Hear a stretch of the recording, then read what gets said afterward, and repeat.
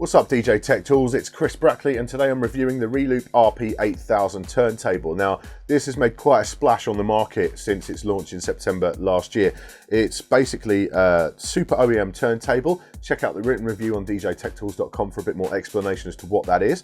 But suffice to say, at its core, it is a good, decent turntable. It's got a great, powerful motor.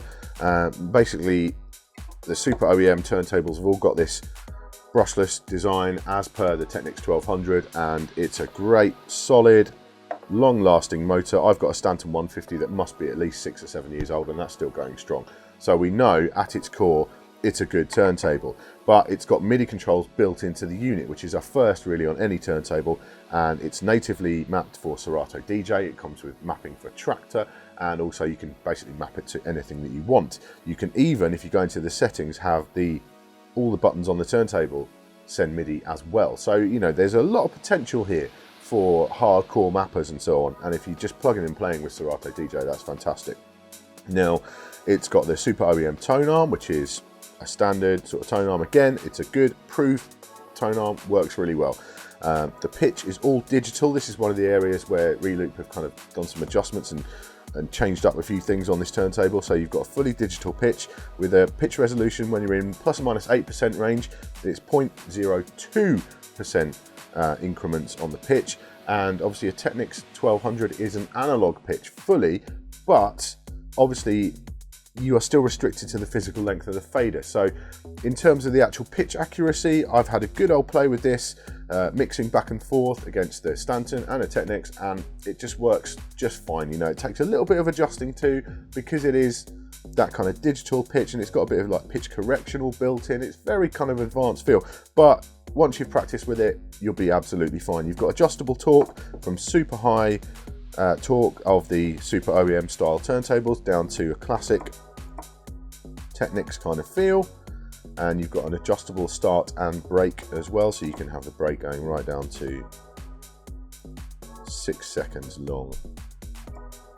And I would have liked a separate start and brake. The Stanton and the other super OEMs do have a separate start and brake adjustment. I would have preferred that, but it's not something you can't work without. You've got quartz lock and so on as well. It's 78 RPM. You can do plus or minus 50%, 16%. Lots of options on there. All kind of stuff that we're used to by now. But the exciting part, obviously, is this MIDI control over at the side. Now, as I say, it's natively mapped for Serato DJ. That works great. You can even do the slicer mode in the latest version of Serato DJ off this. It just works fine. It's native and it all lights up, and it's really good. Tractor, Reloop might need to do a little bit of work on the tractor mapping, because you can't quite scroll through your playlists and so on the side. So, but that's something that maybe a mapping wizard could get hold of and get sorted out. But generally, it does work. One thing is, these are designed to be, if you're going to use two of them, you daisy chain them together. So you've got an out USB port, which will go to your second turntable. The one that's connected to your computer will be turntable number 1, and it'll be your left deck always. When you can change the MIDI channel on them by holding down the selector for more than 3 seconds and change that to number 2. Now, I've got this set up as the right deck in Tractor, and so that would need to be channel number 2 instead of channel number 1. Let's just get some music rolling, and we can show you. Unfortunately, that change of MIDI channel is not persistent. So if you're just using one of these and you want to use it on the right hand side, you're going to have to change that MIDI channel every time you turn the turntable on, which is a slight annoyance. I wish that retained it in the memory, but you know, if you use it on the left hand side, you'll be absolutely fine.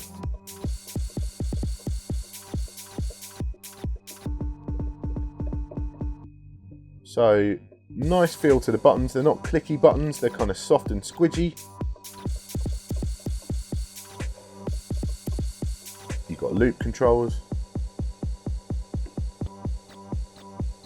You've got remix deck controls as well.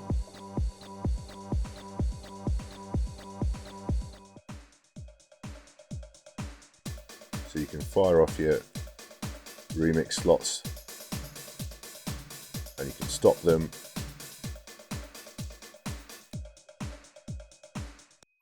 Basically, the actual selection buttons for each mode also act as like a shift button. So on your cues, you can delete the cues using that one. there are some pretty cool things that you can do. You can actually split them into 2 sections. So we've got cue, loop, sample, and user.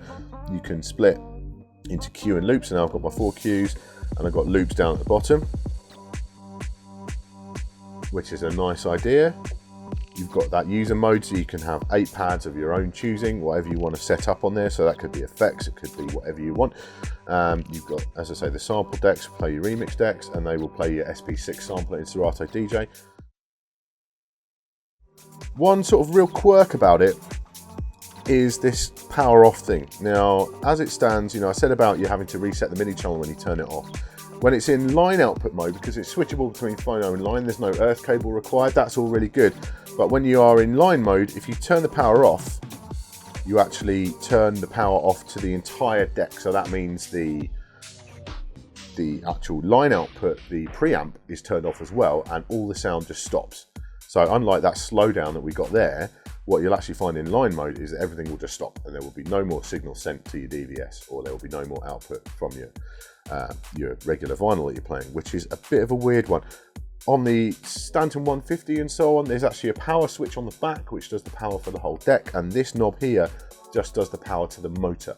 And I kind of wish they'd stuck with that on the Reloop. That's the one area where I'm just like, oh, I wish they'd done that. And then because it will just kill everything on there when you turn that power off. And if you're used to a Technics 1200, then you used to be able to do that wind down effect by doing it like that. Then it's just something you'll have to get used to. So the construction itself is pretty solid. It's not quite as heavy as a 1200. It's certainly not as heavy as a Stanton 150, which weighs an absolute ton. That's just like a tank. But it's not far off the weight of a 1200. It's a plastic base on there rather than the rubber base, but in terms of resonance and everything else, it really doesn't make a lot of difference. I was playing with regular vinyl, comparing between the 3 turntables before, and you know, there's really very little difference in terms of the resonance if you tap the deck and everything else. And obviously the key thing is, if you've got these MIDI controls on there, how much do they affect the vibration on the deck? So if you look at the calibration scopes there in Tractor, see it does make a difference. But obviously what we want to compare that to is, what else are you going to have on the turntable at the same time? Well, I've got a pair of dicers, or one dicer set up over here on this turntable, so let's get that rolling.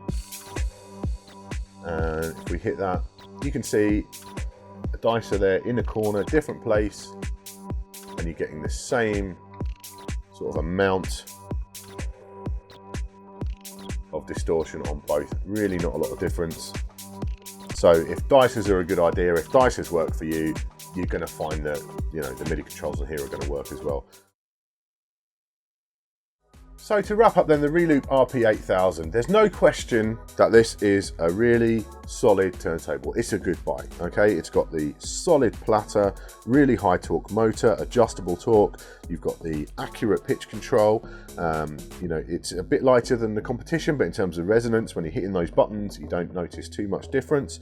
It's got a great tone arm. You know, overall, it's a really solid turntable. It's also very expensive. It's $800 each, so you're talking about $1,600 for a pair, and that's as opposed to, even if we just look at Reloop's own range, the RP-7000, which doesn't have the MIDI or the digital pitch readout, then that comes in under $600. So you're talking about a $400 premium for a pair to get this MIDI stuff. Now, if you are a full-on DVS user, particularly Serato DJ, and you are going to use the creative possibilities that affords you, then, you know, why not? That $400 is probably going to be a worthy investment. If you're like 50-50 between real vinyl and DVS, maybe not so much.